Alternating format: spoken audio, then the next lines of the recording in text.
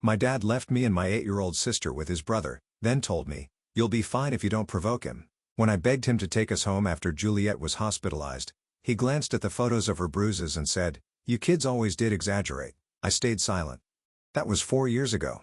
Last month, he stood outside my office, holding a framed photo of us, and started crying when I didn't open the door. I was 13 when Dad left me and my little sister with his brother Gary. Dad was taking some overseas contract job that paid triple his salary 3 months after Mom died from cancer. Uncle Gary was a decorated police officer, and Dad kept saying we were lucky to stay with someone who protects kids for a living. The worst part was when Dad pulled me aside before leaving and said he knew Gary had some anger issues, but we'd be fine if we didn't provoke him.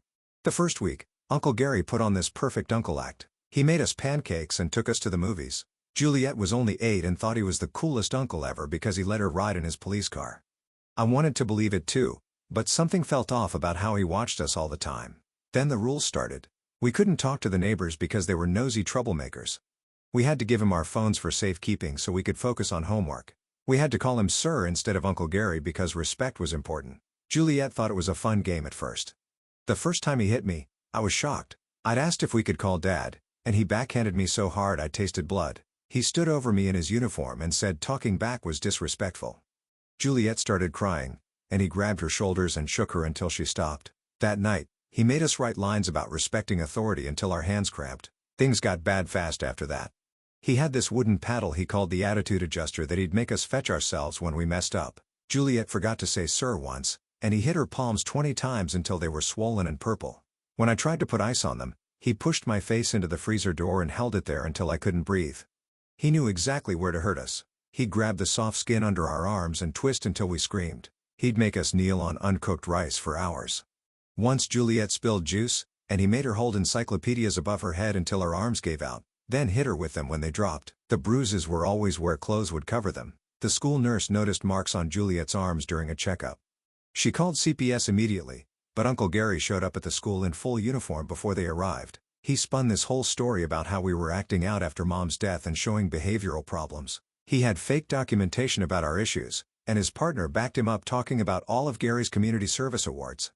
The nurse apologized for wasting everyone's time. That night, he made us strip to our underwear and stand in the garage. He showed us his service weapon and explained how kids who told lies about cops disappeared. He said if we ever tried that again, he'd make sure we were separated into different foster homes. Then he turned the hose on us and sprayed us with cold water until we were shaking and begging. The torture got creative after that. He'd put soap in our mouths and make us hold it there during dinner. He'd wake us up by yanking our hair and dragging us out of bed. Juliet started wetting herself from fear, and he'd make her sleep in the bathtub without blankets. When she got sick from it, he wouldn't take her to the doctor. He made her drink medicine for dogs that he got from his K-9 unit. Our neighbor Mr. Lipton was this elderly veteran who noticed we looked skinnier every week. He saw the fear in our eyes when Uncle Gary's cruiser pulled up. He tried to bring us food once, and Uncle Gary threatened to arrest him for trespassing. He told him he'd plant substances in his house if he didn't mind his own business. After that, nobody on our street would even look at us. I tried telling my favorite teacher, Ms. Duty. She listened to everything and seemed horrified.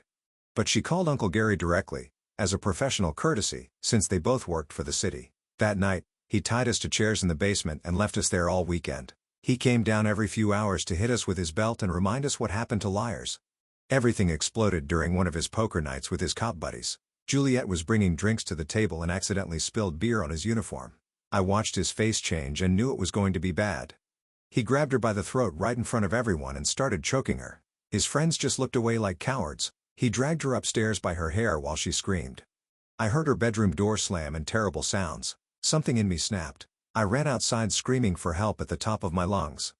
Mr. Lipton came out and I begged him to call 911 and say it was a medical emergency. He saw the desperation in my eyes and did it. When the paramedics arrived for the heart attack, they heard Juliet screaming. They pushed their way in and found her unconscious with finger marks on her neck. Uncle Gary tried to say she'd fallen, but the paramedics weren't buying it. They called for backup and suddenly cops who weren't his friends were there. At the hospital, a doctor examined us both. She documented every bruise and scar and old fracture. She didn't care about Gary's badge or reputation. She called the state police instead of local cops and filed her report with prosecutors directly. They arrested Uncle Mike that night. But when Dad arrived the next morning, he wasn't alone. He'd brought Uncle Mike's lawyer and 2 cops from Mike's precinct. They said there'd been a misunderstanding and the charges were being reviewed. I watched Dad's face as he stood there with Uncle Gary's lawyer, and something cold settled in my stomach. He wouldn't even look at me or Juliet. The lawyer kept talking about procedural errors and how the arresting officers hadn't followed proper protocol. Dad just nodded along like this was all some business transaction. The hospital social worker tried to intervene. She showed Dad the photos of our injuries and medical reports documenting months of abuse. Dad glanced at them briefly, then pushed them back across the table. He muttered something about kids being dramatic after losing their mother. The lawyer smiled and produced papers showing Dad had given Uncle Gary full guardianship rights while he was overseas. They moved us to a supervised room while the adults argued in the hallway. Juliet curled up against me on the hospital bed, her neck still showing purple fingerprints. She kept asking when we could go home, but I knew she meant our real home with Mom, not Uncle Gary's house. I held her tight and watched through the window as Dad shook hands with the lawyer. A nurse came in to check Juliet's vitals. She saw us watching the hallway meeting and her face hardened. She adjusted Juliet's blanket and whispered that sometimes the system fails kids, but we should never stop fighting.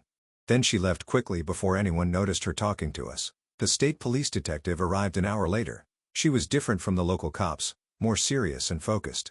She interviewed us separately, taking detailed notes about everything Uncle Gary had done. She asked specific questions about dates and times, about the poker game witnesses, about the fake documentation he'd shown the school.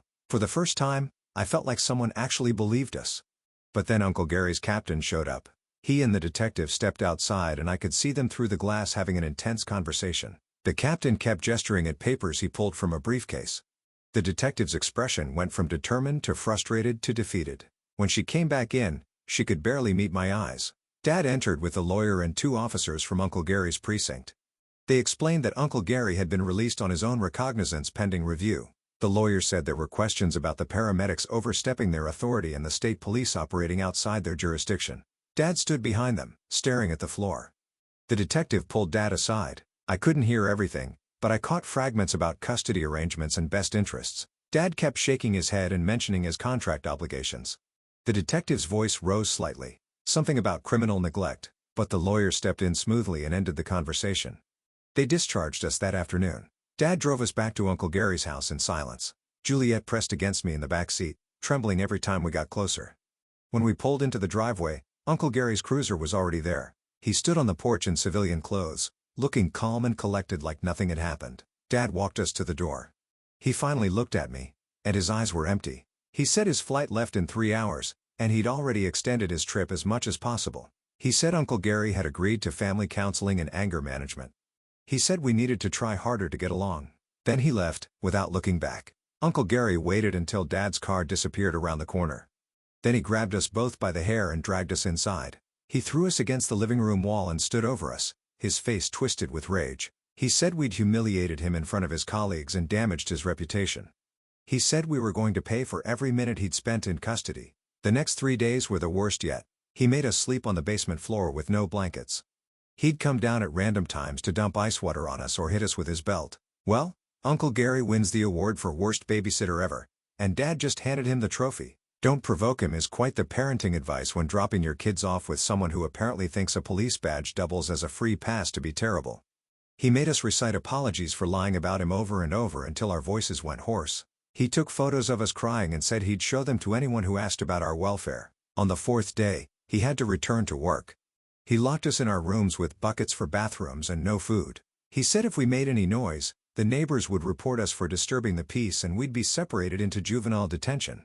We could hear him on the phone downstairs laughing with his buddies about how the whole thing had blown over. Mr. Lipton tried to check on us. I saw him through my window approaching the house with a casserole dish. Uncle Gary met him at the property line in full uniform. They talked for a few minutes, Uncle Gary's hand resting on his service weapon. Mr. Lipton walked away quickly, leaving the casserole on the curb. That night, Uncle Gary brought us downstairs for dinner. He'd made our favorite foods and set the table nicely. He said we were going to practice being a normal family for when the social worker visited. He made us smile and talk about school while he recorded it on his phone. Every time we didn't seem happy enough, he'd grip our wrists under the table until we performed better. The social worker came 2 days later. Uncle Gary had coached us extensively on what to say.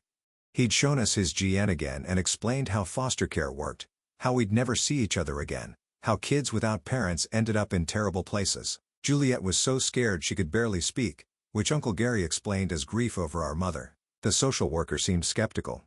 She asked to speak with us privately, but Uncle Gary insisted on being present as our legal guardian. She asked about the hospital visit, and Uncle Gary smoothly explained it as a misunderstanding during a family disagreement. He showed her the videos of us smiling at dinner.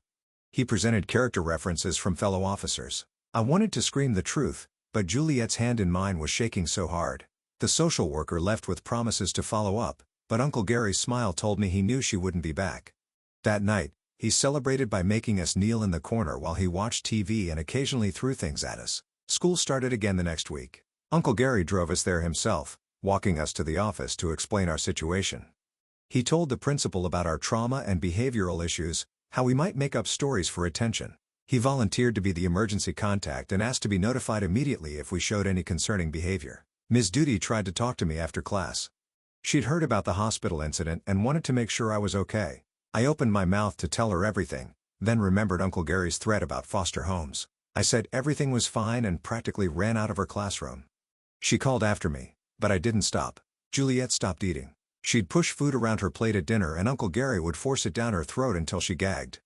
She stopped talking except when directly asked questions. She started pulling out her own hair in clumps. Uncle Gary just documented it all as evidence of our mental problems. I tried to protect her. I'd volunteer for punishments meant for her, distract Uncle Gary when he focused on her too long. But I was just a kid too and he was so much stronger. Sometimes I'd hear her crying through the walls at night and couldn't do anything but cry too. One morning Juliet wouldn't get out of bed. She was burning with fever and could barely open her eyes. Uncle Gary said she was faking and dumped cold water on her. When she still didn't move, he got worried about appearances. He couldn't let her die on his watch, so he finally took her to urgent care. The doctor there was young and observant. She noticed old bruises under new ones the way Juliet flinched from any touch. She ordered blood tests and x-rays finding evidence of malnutrition and multiple healed fractures. She told Uncle Gary she was admitting Juliet for observation and calling child services. Uncle Gary tried his usual tactics, but this doctor wasn't intimidated. She had hospital security escort him out when he became aggressive. She personally called the state police and filed reports with multiple agencies. She put Juliet in a secure wing and posted guards who weren't local cops. They sent me to stay with an emergency foster family while they investigated. It was an older couple who barely spoke to me, just showed me to a clean bed and left me alone. I couldn't sleep, terrified about what was happening to Juliet, whether Uncle Gary would find us, whether Dad would come back and fix everything. The next morning a different detective came to interview me. She said Juliet was safe and getting treatment. She said they were building a case against Uncle Gary that his connections couldn't derail. She said Dad had been contacted about returning immediately. She promised things were going to change, but I'd heard promises before. I sat in that strange house waiting for Uncle Gary to show up with his badge and his lies, waiting for Dad to choose his job over us again, waiting for the system that had failed us so many times to fail again. The detective said to have faith, but faith was something I'd lost along with everything else. The foster home felt like a trap. I spent hours staring at the ceiling, replaying everything that had happened. The elderly couple, the Thompsons, moved around their house like ghosts, avoiding eye contact and speaking in hushed tones.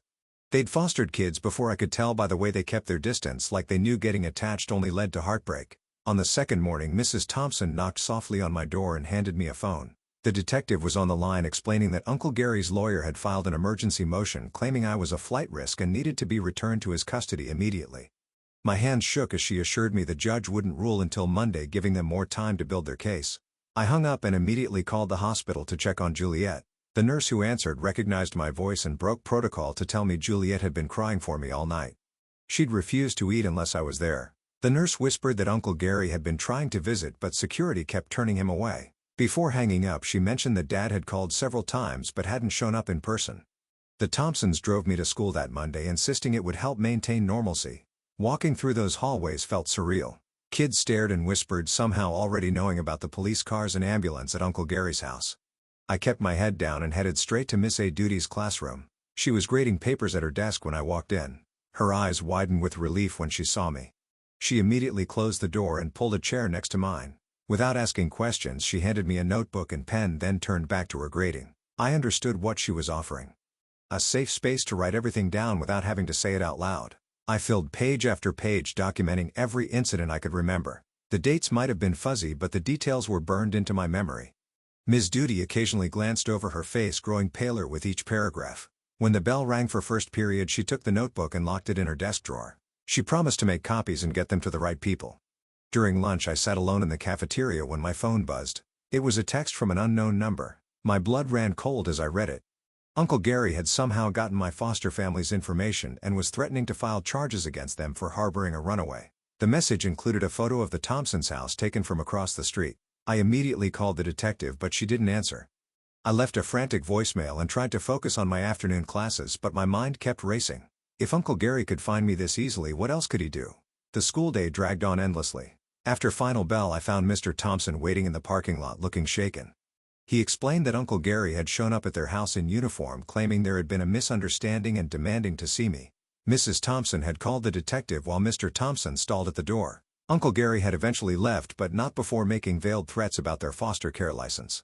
Back at the Thompsons' house, I found the detective waiting in the living room. She looked exhausted but determined. She explained that Uncle Gary's captain was putting pressure on the department to drop the investigation. Several witnesses from the poker game had suddenly developed memory problems. The state police were still pushing forward, but they needed more evidence. The detective asked if I knew where Uncle Gary kept any documentation about us. I remembered seeing a locked filing cabinet in his home office but had never been allowed near it. She made notes and promised to try for a search warrant, though Uncle Gary's connections made that complicated. That evening I overheard the Thompsons arguing in hushed voices.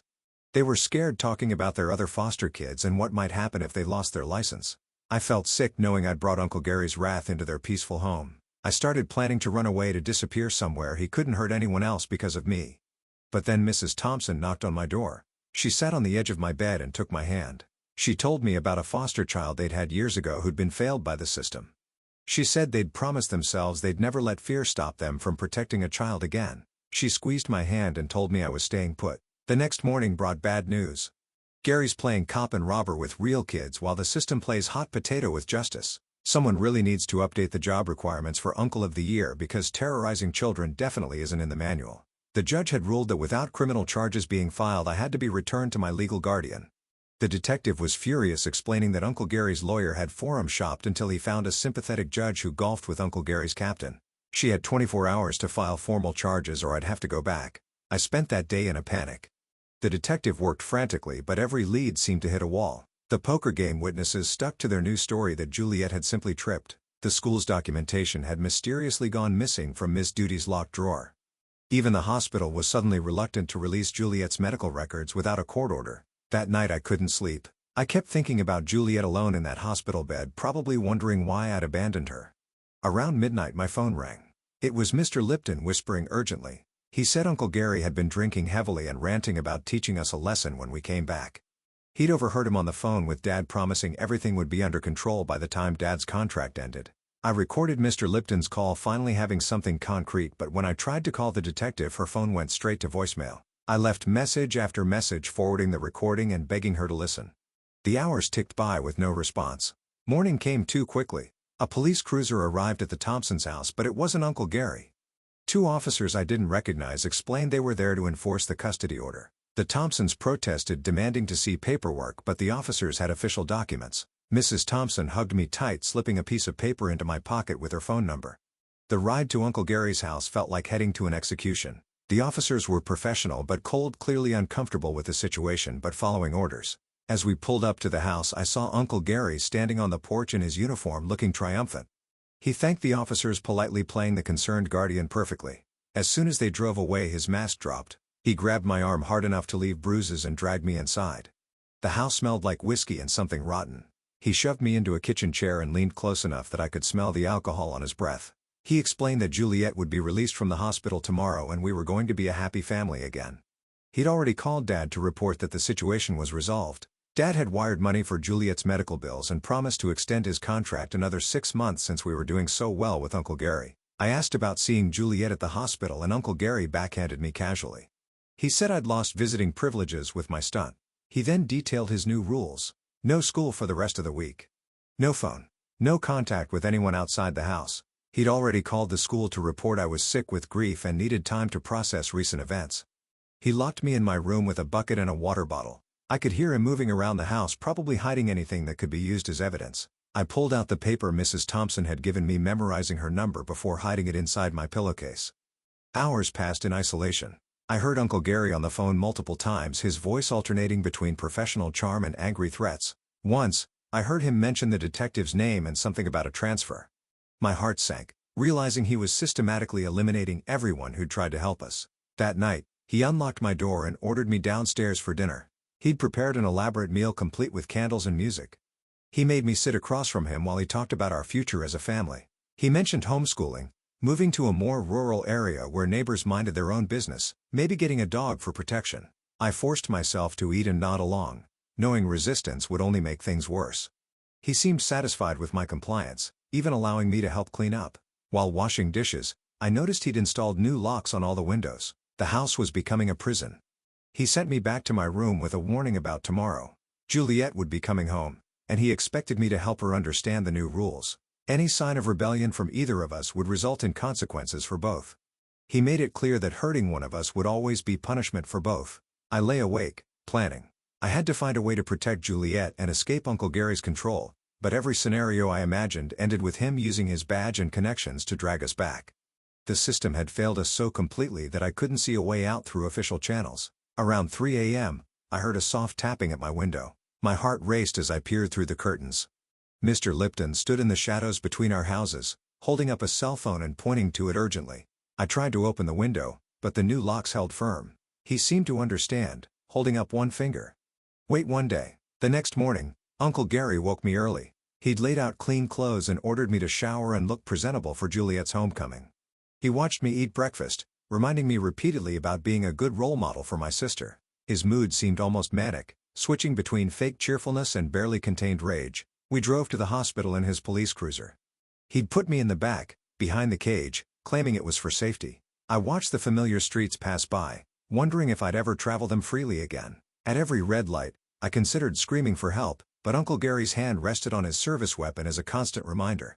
At the hospital, Uncle Gary transformed into the concerned guardian. He charmed the nurses, thanked the doctors profusely, and filled out paperwork with practiced efficiency. When they finally brought Juliet out in a wheelchair, my heart broke. She looked so small and fragile, her eyes dull and unfocused. She barely reacted when she saw me, like she'd retreated somewhere deep inside herself for protection. The nurse explained she'd been given mild sedatives to help with anxiety. Uncle Gary nodded sympathetically, promising to follow up with a prescribed therapy. I wanted to scream that he was the reason she needed therapy. The drive home was silent, except for Uncle Gary's occasional comments about being a family again. Juliet leaned against me in the back seat, her tiny hand gripping mine with desperate strength. I squeezed back, trying to communicate that I wouldn't let him hurt her anymore, even though I had no idea how to keep that promise. Back at the house, Uncle Gary carried Juliet inside like a loving uncle.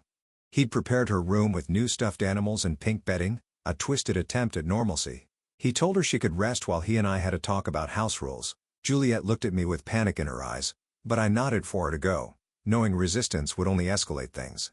Once alone, Uncle Gary's facade crumbled.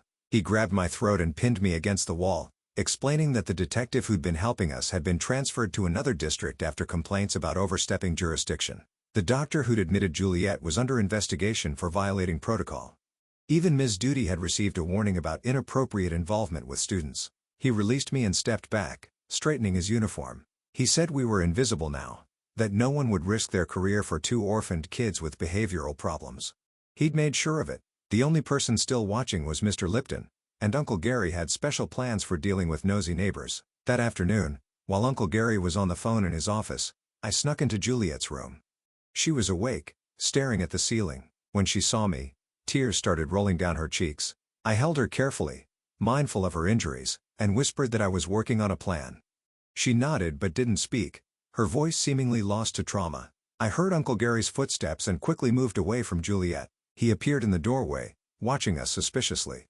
He announced it was time for Juliet's medicine, producing a bottle of pills I didn't recognize. When I asked what they were, he said they were to help with her anxiety and ensure she got proper rest. I watched helplessly as he gave Juliet 2 pills, making her swallow them while he watched. Within minutes, her eyes grew heavy and she slumped back against the pillows. Uncle Gary smiled, saying the doctor had prescribed enough to keep her calm for weeks. My stomach churned, realizing he was drugging her into compliance.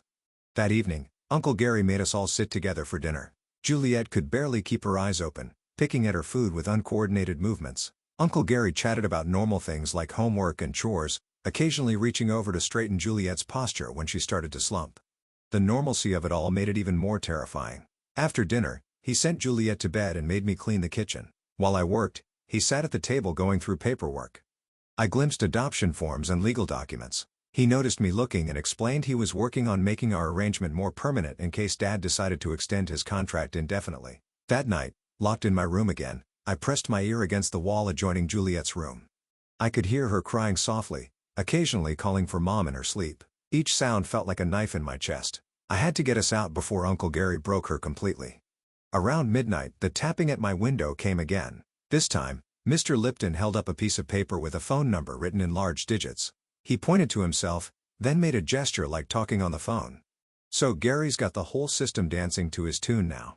Judge, cops, even the doctor who helped Juliet. Makes me wonder exactly how deep those connections run when a patrol cop can orchestrate transfers and investigations with a few phone calls. I memorized the number and nodded. He gave me a thumbs up and disappeared back into the shadows. The next morning, Uncle Gary announced he was taking a personal day to help us adjust. He made pancakes again, like that first week when we'd still believed his act. Juliet barely touched hers, the medication making her nauseous. Uncle Gary's jaw tightened, but he forced a smile and said she'd feel better soon. He spent the morning installing security cameras around the house, explaining they were for our protection. I recognized them as the same model used in police interrogation rooms, audio and video recording with night vision capabilities. Soon, every room except the bathrooms was under surveillance. While he worked, I sat with Juliet on the couch, trying to keep her engaged. But whatever pills he was giving her made her drift in and out of consciousness. Sometimes she'd look at me with momentary clarity, fear flickering in her eyes before the substances pulled her under again. Uncle Gary finished his installation and showed us the monitor in his office. Multiple screens displayed every angle of the house in real time. He demonstrated how he could access the feeds from his phone, ensuring he'd always know what we were doing. He smiled and ruffled my hair, saying this would help keep us honest. That afternoon, he took us grocery shopping, wanting to display his perfect family in public. He kept Juliet in the cart's child seat even though she was too big for it, claiming she was still weak from the hospital. I pushed the cart while he selected items, occasionally asking our opinion to maintain the charade. At the checkout, I recognized one of the cashiers from school. She looked at me with concern, clearly having heard rumors. Uncle Gary noticed the interaction and stepped closer, his hand finding that familiar spot on his weapon. The cashier quickly looked away and finished scanning our items in silence. Loading the car, I saw our chance. Uncle Gary was distracted putting Juliet in her seatbelt when Mr. Lipton appeared at the far end of the parking lot. He held up his phone and pointed to the store's payphone near the entrance. I nodded slightly, understanding his message. Back home, Uncle Gary made me help put away groceries while he settled Juliet on the couch with a movie. He seemed satisfied with our public outing, talking about making it a regular weekly activity. He mentioned enrolling us in homeschool programs, keeping us safe from outside influences. During dinner prep, Uncle Gary got a call from his captain, something about a mandatory meeting regarding the recent investigation. His face darkened as he listened, occasionally arguing about timing and necessity. Finally, he agreed to come in for an hour that evening. After dinner and Juliet's medication, he locked us in our separate rooms with stern warnings about the cameras. I heard his cruiser pull away and immediately went to my window. Mr. Lipton was already there, holding up fingers. 30 minutes. I waited, watching the clock and listening for any sound of Uncle Gary's return. Exactly 30 minutes later, I heard a soft knock on my door. My heart pounded. Uncle Gary had the only keys. Then I heard Mr. Lipton's voice, urgent but gentle, explaining he'd learned some things in the army about locks. My door opened and Mr. Lipton stood there with what looked like modified paperclips. He pressed a cheap prepaid phone into my hand and told me to call the number he'd shown me. His daughter worked for State Child Services in the next county, outside Uncle Gary's sphere of influence. She was waiting for my call. I dialed with shaking fingers while Mr. Lipton went to free Juliet. A woman answered on the first ring, identifying herself as Sarah Lipton. She spoke quickly, explaining she'd been investigating Uncle Gary for weeks after her father's reports. She'd found patterns, other kids who'd stayed with him briefly before being moved, complaints that disappeared, reports that went missing. She said she needed just one more piece of evidence to take to the state attorney general, someone Uncle Gary couldn't reach. She asked if I could access his office, particularly the locked filing cabinet. I explained about the cameras, but she had a solution. Her father had noticed the system had a fatal flaw. It recorded to a hard drive that could be manually erased. Mr. Lipton returned with Juliet, who was barely conscious. He looked grim, checking her pupils with a small flashlight. He muttered something about the dosage being too high for her size. Sarah heard this over the phone and urged us to document everything immediately. We had maybe 20 minutes before Uncle Gary returned. Mr. Lipton carried Juliet while I led them to Uncle Gary's office. The filing cabinet was locked, but Mr. Lipton's army tricks worked again. Inside were folders labeled with different names, children I didn't recognize. Each contained photos, medical records, and what looked like payoff receipts. I photographed everything with the phone while Mr. Lipton found the camera system's hard drive. He showed me how to delete the last hour of footage and create a loop of empty rooms. Sarah stayed on the line, directing us to specific documents she needed. In one folder, I found records about Mom's life insurance policy, showing Uncle Gary as a secondary beneficiary if something happened to us. A car engine sounded outside. Uncle Gary was returning early. Mr. Lipton quickly relocked the cabinet while I sent the photos to Sarah's email. She promised to have state police there within hours, but we had to survive until then. Mr. Lipton pocketed the phone and lifted Juliet, heading for her room. I ran to my room as the front door opened. I heard Uncle Gary's footsteps, his voice calling out to check on us. I forced my breathing to slow, pretending to be asleep when he opened my door. He stood there for a long moment before moving to check on Juliet. I heard him talking to her, his voice oddly gentle. He mentioned feeling disrespected at the meeting, how other officers questioned his parenting. He promised things would get better once we moved somewhere, people minded their own business. Then his footsteps headed to his office. My blood froze. Would he notice anything out of place? Minutes stretched like hours. Then his footsteps returned, stopping outside my door again. The handle turned slowly. He entered and sat on my bed, his weight making the mattress dip. He started talking about trust and family loyalty. His hand found my shoulder, squeezing just hard enough to hurt. He said he'd noticed things moved in his office, that the camera footage seemed glitchy. He asked if I'd had any visitors while he was gone. I kept my breathing steady, feigning sleep. Finally, he left, but I heard him dragging something heavy down the hall. The sound stopped outside my door and I heard the click of a padlock. He'd barricaded me in. I went to the window. He'd installed bars while we slept. I was trapped. Hours crawled by. I heard Uncle Gary moving around the house, occasionally talking on the phone. Once, I heard him in Juliet's room and her weak protests made my skin crawl. I pounded on the door, screaming for him to leave her alone. He just laughed and told me to save my energy. Around 3 a.m., everything changed. Blue and red lights flooded through my barred window. Multiple vehicles surrounded the house. A loudspeaker announced this was state police with a warrant. Uncle Gary's footsteps pounded past my door. I heard him in his office, probably destroying evidence. The front door crashed open. Officers commanded Uncle Gary to get down, but I heard fighting, furniture breaking. Then Juliet screamed, a sound that made my blood run cold. I threw myself against my door repeatedly, feeling it splinter but hold. The padlock rattled but didn't break. Gunshots. 2 sharp cracks that seemed to echo forever. Then silence except for radio chatter and Juliet sobbing. I screamed her name until my throat was raw. Finally, someone with bolt cutters appeared at my door. The padlock fell away and I burst out, running toward Juliet's room. I found her huddled in the corner, physically unharmed but trembling violently. Uncle Gary lay face down in the hallway, officers cuffing him while paramedics worked on his shoulder. He'd tried to use Juliet as a shield when cornered, but a state police sniper had managed a non-fatal shot through the window. Sarah Lipton appeared, badge in hand, and wrapped us both in blankets. She explained that the evidence I'd sent had been enough for an emergency warrant. They'd found more than just abuse documentation. Uncle Gary had been taking payoffs to make certain kids disappear from the system. Kids whose trust funds or life insurance policies made them valuable.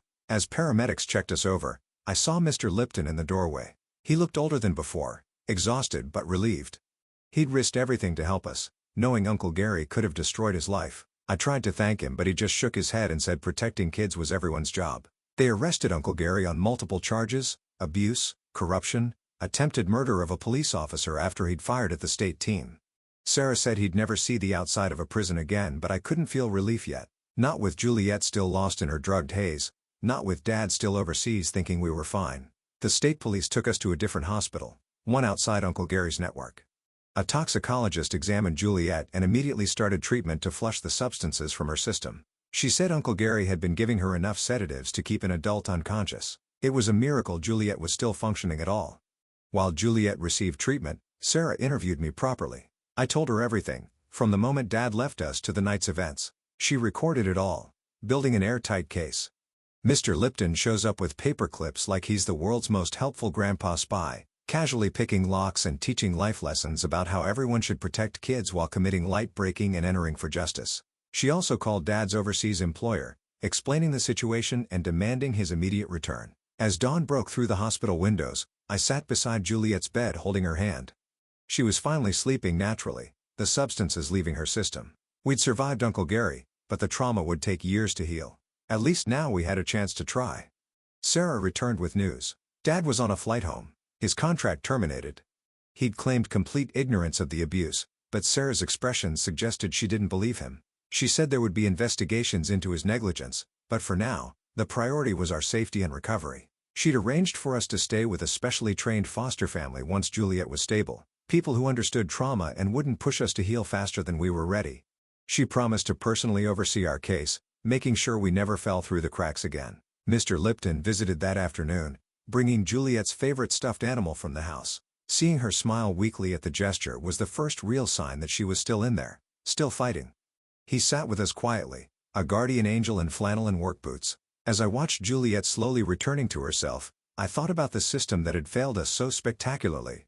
How many other kids were trapped with their own Uncle Garys, protected by badges and connections? How many Mr. Liptons were too scared to help? The thought made me angry, but also determined.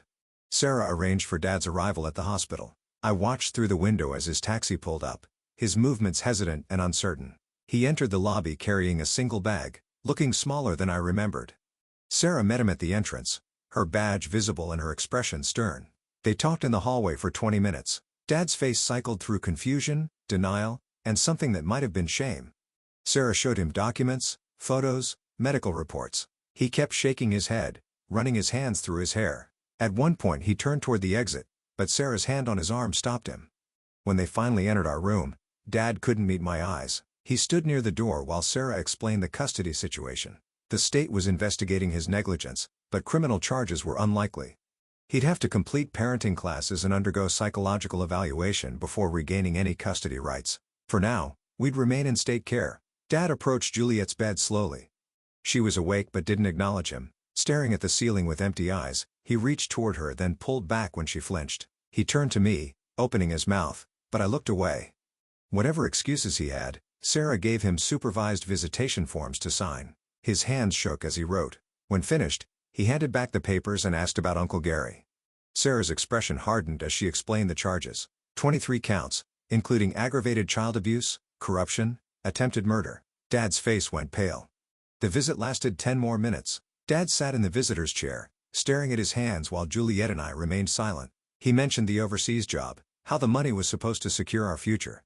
He talked about grief over Mom being overwhelmed, trusting his brother. Each word sounded hollow. When Sarah indicated time was up, Dad stood quickly.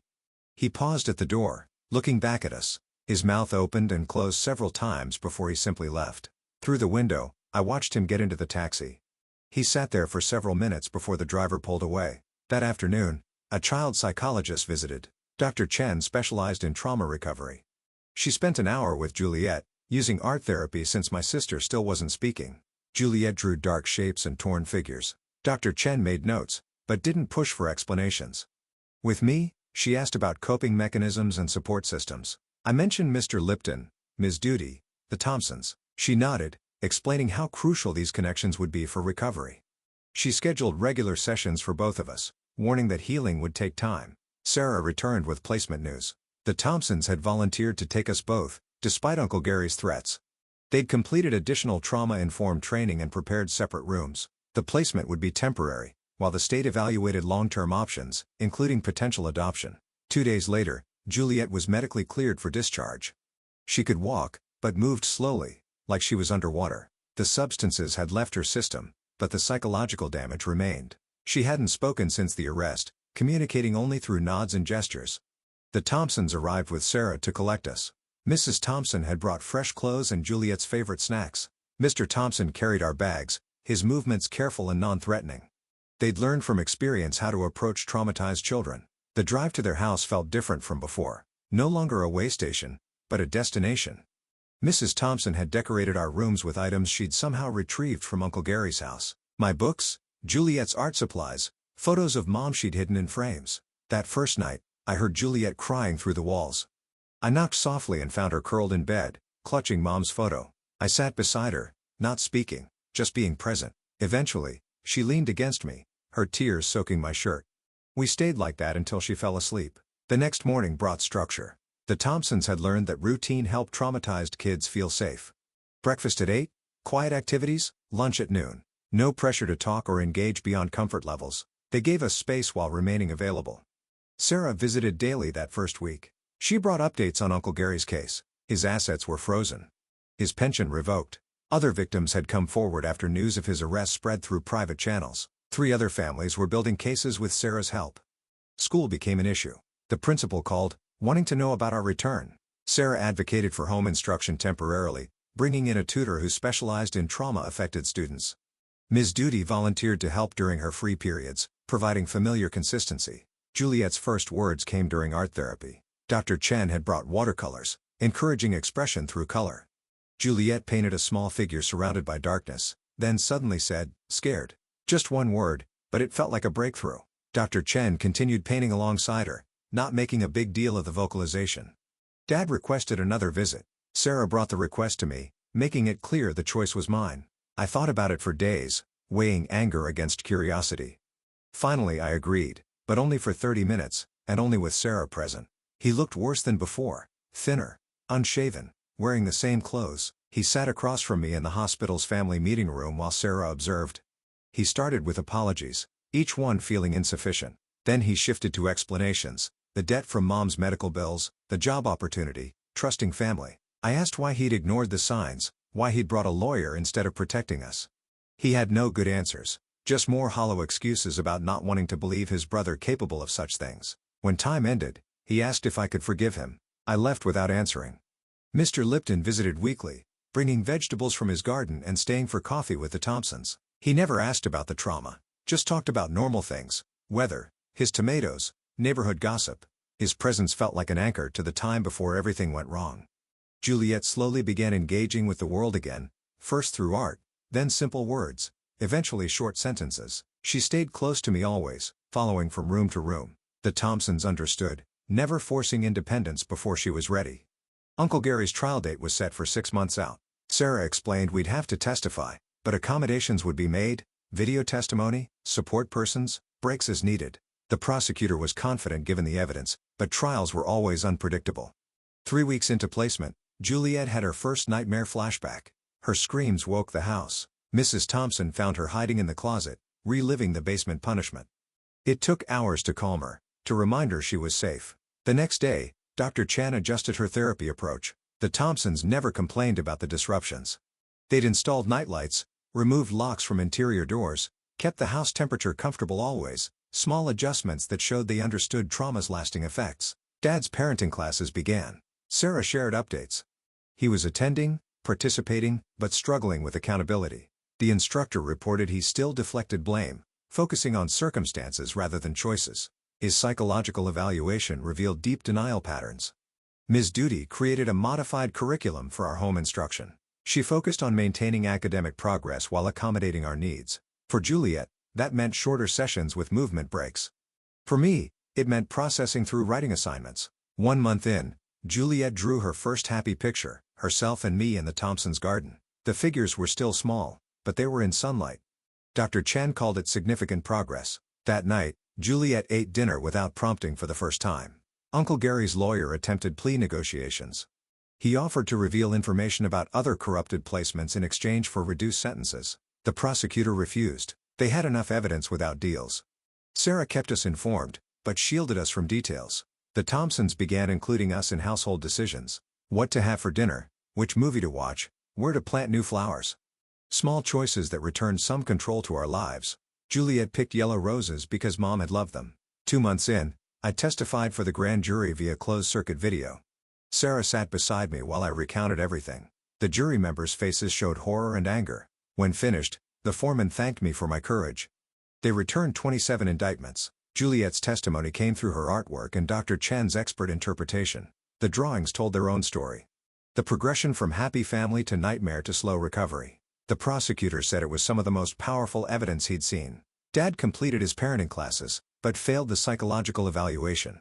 The evaluator recommended extended therapy before any custody consideration. He started individual counseling, but Sarah warned it could take years before he'd be deemed fit. Spring arrived with tentative hope. Juliet spoke in full sentences now, though still quietly. She'd started playing with neighborhood kids under supervision. I'd caught up academically and was considering returning to regular school in fall. The Thompsons asked about adoption. They presented it casually over dinner, saying they'd like us to stay permanently if we wanted. Juliet immediately nodded. I took longer, weighing loyalty to parents who'd failed us against the stability offered. Eventually, I agreed. Uncle Gary's trial began with jury selection. Sarah shielded us from media coverage, but we knew it was happening. Other families testified first, establishing patterns. Our testimony was scheduled for week 2, giving us time to prepare mentally. The night before testifying, neither Juliet nor I could sleep. We sat in my room playing cards, not talking about tomorrow. Mrs. Thompson brought cocoa and sat with us, sharing stories about her childhood, until we finally dozed off. Testimony day arrived gray and rainy. We traveled to courthouse in unmarked vehicles, entering through secured entrances. The courtroom was cleared except for necessary personnel. Juliet went first, clutching a stuffed animal while answering questions. She spoke clearly about the punishments, the fear, the pain. When the defense attorney tried to challenge her memory, she looked him straight in the eye and said she'd never forget. The judge called a recess when she finished, several jurors wiping their eyes. My testimony lasted 3 hours. I detailed every incident I could remember, supported by the documentation I'd kept. Uncle Gary sat at the defense table, trying to look sympathetic. I didn't look at him, focusing on the prosecutor and jury. Cross-examination felt brutal. The defense attorney questioned my motives, suggested false memories, tried to paint Uncle Gary as strict but caring. I remained calm, sticking to facts. When he pushed too hard, the judge intervened with warnings. After testimony, we returned to the Thompsons' house exhausted. They'd prepared our favorite foods, rented movies, created a cocoon of safety. We didn't watch the news or check social media. The world outside could wait while we recovered. The trial continued for 2 weeks. Other witnesses testified: Mr. Lipton, the young doctor, paramedics, state police. The evidence mounted until even Uncle Gary's lawyer looked defeated. Sarah attended every day, taking notes and providing updates. During closing arguments, the prosecutor played recordings from Uncle Gary's own security system. He'd forgotten to erase everything in his panic. The jury heard Juliet's screams, my pleas, his threats. Several jurors looked sick. The defense's closing felt perfunctory. Jury deliberation took 4 hours. We waited at home, playing board games and pretending to focus. When Sarah called with the verdict, Mrs. Thompson put her on speaker, guilty on all counts. Sentencing would come later, but the judge revoked bail immediately. That night, Juliet smiled genuinely for the first time since everything began. She asked if we could visit Mom's grave, something she'd been unable to do. The Thompsons arranged it for the weekend, understanding the need for closure. At the cemetery, Juliet left drawings at Mom's headstone, pictures of our new life, the Thompsons, Mr. Lipton, even a small figure that might have been Dad in the corner. She whispered something I couldn't hear, then took my hand as we walked back. Sentencing came 2 weeks later, life without parole for the most serious charges, consecutive sentences ensuring Uncle Gary would die in prison. Dad attended, sitting in the back row. He tried to approach afterward, but I wasn't ready. Maybe someday, but not yet. The adoption process began immediately after. Home studies, background checks, paperwork mountains. The Thompsons navigated it all with patience. 6 months later, a judge made it official. We had a small celebration with Mr. Lipton, Ms. Duty, and Sarah. Dad continued therapy and sent letters we didn't open. Sarah kept them in a file for when we were ready. He'd moved back to town, working construction, living in a small apartment. Sometimes I saw him at the grocery store, both of us pretending not to notice. 1 year after the arrest, Juliet started regular school again. She was behind academically, but caught up quickly. She made friends, joined art club, slowly reclaimed childhood. Nightmares still came, but less frequently. I returned to high school as a sophomore. Some kids knew our story, most didn't. I preferred anonymity, focusing on grades and planning for college. Ms. Duty wrote recommendation letters, praising resilience without detailing why. The Thompsons formally adopted 2 more foster kids, siblings who'd faced their own trauma. Our family grew, bound not by blood, but by understanding. Juliet became a big sister, protective and patient with the new arrivals. 2 years passed. Uncle Gary appealed his conviction and lost. Other cases emerged from his past, adding more sentences. Sarah got promoted, continuing to advocate for vulnerable children. She visited occasionally, proud of our progress. Dad achieved supervised visitation rights after 3 years of therapy. The first meeting was awkward, painful, necessary. Juliet chose not to attend. I went alone, finding a broken man who'd finally accepted responsibility. We met monthly, slowly building something new from the wreckage. High school graduation approached. I'd earned scholarships, planning to study social work. The Thompsons beamed with pride. Juliet made a banner, painted with bright colors and hope. Even Dad sent a card, respecting boundaries while expressing pride. College meant leaving home, but not family. The Thompsons drove me to campus, helped set up my dorm. Juliet cried, but understood. She was thriving now. Honor roll, art shows, normal teenage concerns. The scared 8-year-old was gone, replaced by a survivor. I studied hard, motivated by memory and purpose. Professors noted my insight into trauma, not knowing its source. Internships at child advocacy centers felt like coming full circle. I could help kids like us be the advocate we'd needed. Juliet entered high school confident and artistic. She painted murals for the school, bright explosions of color that drew crowds. Boys started noticing her, leading to amusing conversations with Mr. Thompson about dating rules. Normal problems felt like gifts. Dad remarried eventually, a woman from his therapy group who understood his past. They invited us to the small ceremony. Juliet declined, but I attended. Watching him exchange vows, I felt something shift. Not forgiveness, exactly, but release. Years accumulated. I graduated, passed licensing exams, started working with at-risk youth. Juliet got accepted to art school with full scholarship. The Thompsons aged gracefully, still fostering kids, still providing safe harbor. Mr. Lipton passed peacefully one spring morning, his funeral filled with people he'd helped quietly over the years. Juliet painted a portrait of him for his daughter, capturing his kindness in watercolor. Sarah spoke at the service about everyday heroes. I specialized in cases involving corrupt authority figures. My supervisor noted my unusual ability to spot warning signs, to build trust with scared kids. The work was hard but necessary. Every child saved felt like honoring our survival. Juliet's first gallery show opened to acclaim. Her pieces explored trauma and healing through abstract color. Critics praised the emotional depth. She donated proceeds to child advocacy organizations, turning pain into purpose. The Thompsons retired from fostering after 20 years. Their final adoption was a teenager everyone else had given up on.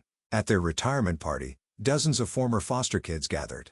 Lives they'd saved, families they'd created, ripples spreading inward. Dad's health declined. Years of guilt had worn him down. From his hospital bed, he asked for forgiveness one last time. Juliet came with me, holding my hand. We sat together as he apologized to her directly. She nodded, offering what peace she could. After his funeral, we sorted through his apartment. Hidden in a drawer were hundreds of printed emails he'd never sent us. Apologies, updates, birthday wishes, a one-sided conversation with children he'd failed. Juliet kept one. I burned the rest. My practice grew. I testified in cases like ours, educated mandated reporters, pushed for system reforms, small changes, local impact, but changes nonetheless. Sarah, now retired, served on my advisory board. We'd become the advocates we'd needed. Juliet married a fellow artist who understood her history without defining her by it. Their wedding was small, perfect. The Thompsons walked her down the aisle. In her vows, she thanked them for showing her love could be safe again. Time softened edges without erasing them. Triggers remained. Unexpected sounds, certain smells, authority figures who stood too close. But we'd learned management, built support systems, refused to let trauma win. Survival had become thriving. Looking forward, I saw continued purpose. Every child helped, every family preserved or properly separated when necessary. Juliet saw galleries and growth, art that healed both creator and viewer. Neither path erased the past, but both honored it. The Thompsons' legacy lived in every life they'd touched. Mr. Lipton's courage echoed in neighbors who now watched for signs. Ms. Duty still taught, eyes open for struggling students. Sarah's work continued through prosecutors who'd learned from our case. Uncle Gary died in prison, alone and unmourned. The news came through official channels, a heart attack, no suspicious circumstances. I felt nothing, which felt like everything. Juliet painted one last piece about him, a shadow dissolving into light. We'd survived by finding people who cared when systems failed, by refusing to disappear into statistics, by transforming trauma into purpose, without letting it consume us. The scars remained, but no longer defined us. Moving forward meant accepting the past, while not living in it. Meant building families of choice alongside families of origin. Meant understanding that healing wasn't linear, but possible. Meant knowing that sometimes the greatest triumph was simply continuing to exist, to grow, to love, despite everything. The Thompsons had saved us, but we'd saved ourselves too. And now we paid it forward, one careful intervention at a time. The way these kids turned their rough start into helping others is pretty amazing, even if their dad still owes them about 1 million apologies and probably some really expensive therapy bills. Like the video for more stories. If you like the video, it helps a lot more than you think it does.